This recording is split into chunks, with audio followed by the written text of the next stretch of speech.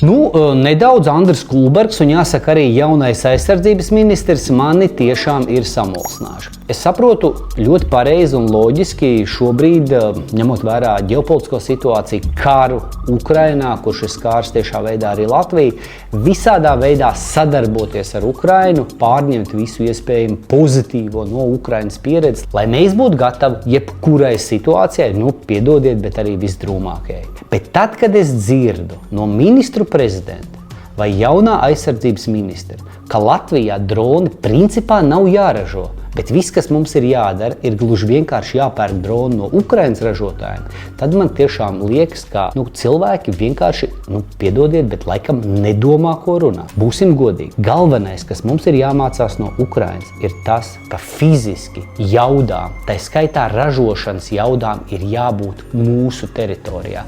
Tieši Ukraina saskārās ar to, ka viņiem viss bija jālūdz no rietumiem, un tāpēc īpaši kara sākumā Ukraina bija arī tik vāja. Un tāpēc Ukraina šajā karā bieži vien ir bijusi arī salīdzinoši vājāka nekā varēja būt, jo jaudas, militārā bruņojuma jaudas netika ražotas Ukrainā.